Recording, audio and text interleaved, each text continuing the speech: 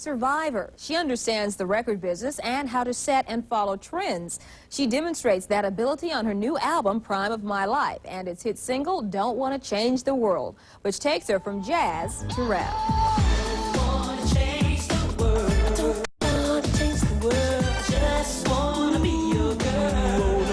It has been 5 years since her last album, and Phyllis Hyman fans have been longing for a new recording. As usual, she has come back with an album that was well worth the wait. We've missed you, Phyllis. Why has it been so long? Well, we had to find a new distributor, and after we left Manhattan, we had to do a lot of searching and negotiating. It takes a great deal of time, and we were lucky enough to get with Zoo Records, who is putting the kind of energy behind this record that I haven't had done in a long time, since Buddha Records, where Art Cass was always trying to do new and innovative things with my record.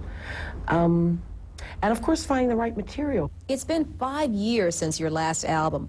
What can we expect on your latest release, Prime of My Life?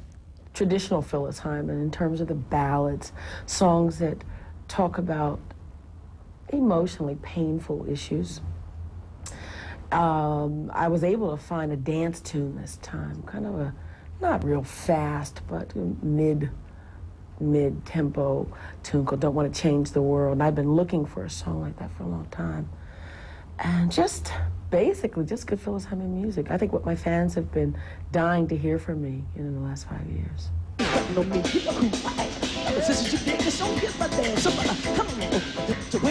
I want to do is be your girl. Don't Want to Change the World is the one song that includes rap. How did they get you into rapping? I heard Doug Grisby's rap on my song, and I thought, I want to do that. And Doug came in and wrote a kind of a, it's not an attack, but it's kind of a conversation with him. And I just practiced it and put it on the record. I wanted it. I asked to do it. By listening to and experiencing some of the great lyrics that are involved in rap music today, positive, loving, uplifting lyrics, I'm into it. I'm into that, of course. The lyrics that are crude toward women, crude toward our black community, giving off images that are held by a few ignorant people.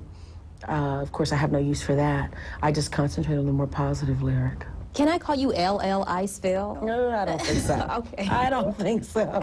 LL, I can repeat that. Cool, Iceville. Oh, no, there's not going to be any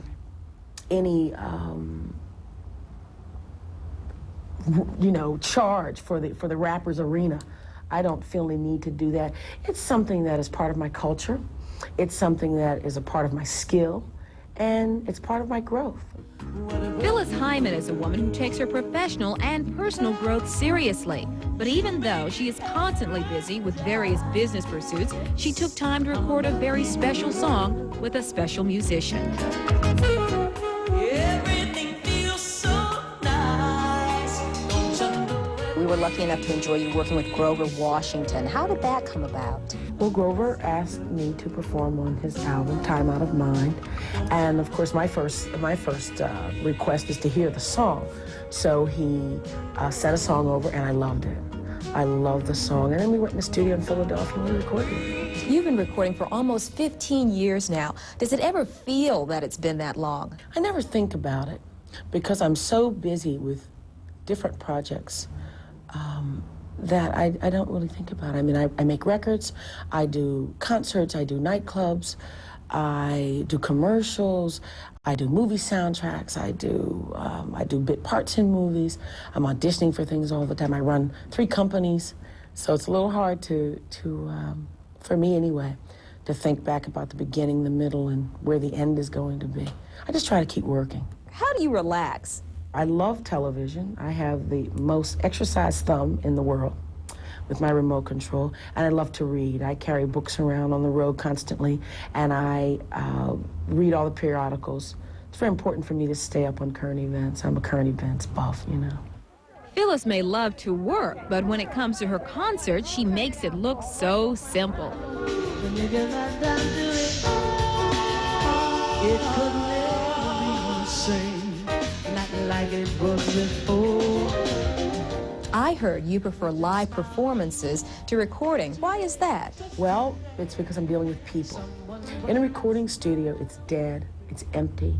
You'll have an engineer and possibly a producer to perform to. That is not enough to get the kind of feeling that I emote in my songs. It's just impossible to get that. You said that your new album represents a great deal of growth and that you finally feel secure with all aspects of your voice. What do you mean by that? Well, 5 years ago, I didn't listen to Phyllis Hyman. I didn't understand why people did. I didn't understand why I would sell out concerts and have people swear by my talent. I didn't really get it.